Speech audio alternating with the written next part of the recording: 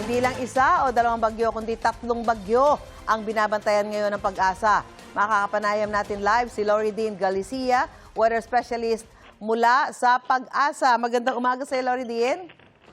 Yes, Ma'am Susan, magandang umaga din po sa inyo at sa lahat po ng ating mga kababayan. Ano yung inaasahan natin magiging galaw ng bagyong Neneng? Well, for Neneng po, generally northwestward ang kanyang movement. So, ibig sabihin, tungo po ito dito sa silangang bahagi ng Taiwan. Most likely, maglalandfall po ito sa Taiwan landmass. So, hindi naman po ito maglalandfall sa atin. So, wala na talaga posibilidad na maglandfall ang bagyo dito sa atin, especially sa Batanes area? Yes po, mababa na po yung chance na ito ay lumapit pa sa any part of our landmass. Okay, syempre. Pero yung nararanasan natin mga pag-ulan ngayon na dudulot ng pagbaha, ito ay dulot ng habagat pa rin? Habagat pa rin po. Although, syempre, yung habagat po natin, natitrigger po talaga ito ng mga weather systems na nasa paligid ng ating park. Katulad na lamang po nitong si Bagyong Neneng, very favorable yung location nito para makapaghugot pa ng habagat or makapag-trigger pa siya ng habagat. At itong posible ba pumasok sa PAR yung bagyo na nasa west of Luzon, Miss Galicia?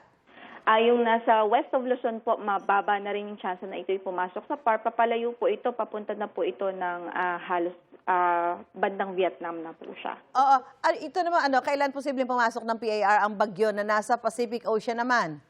Ito pong nasa east of the country, posible po by Monday or Tuesday next week ang pasok naman po niya sa ating PAR. Pero sa ating nakikitang trajectory nito or projection, most likely po, parang gigilid lang din po ito ng PAR natin, yung doon sa kanto ng PAR, and then eventually lalabas din po na ating area of responsibility. Pero ang nakikita po natin na magiging effect nito sa atin, hindi direct impact, ibig sabihin hindi ito hindi ito magla-landfall. Mababa ang chance sa ngayon na mag-landfall, pero again, enhance po ito ng habagat.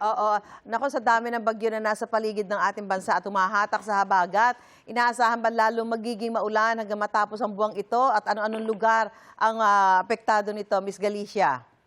Well, sa ating pagtaya po, hanggang end of the month, most likely po meron talaga po tayong active habagat. So wala po tayo sa ngayon inaasahan monsoon break.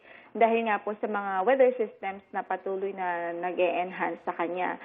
So, ang ating nakikita po na medyo maapektuhan talaga, patuloy na maapektuhan in terms of rainfall, ay yung nasa kanlurang bahagi ng Luzon.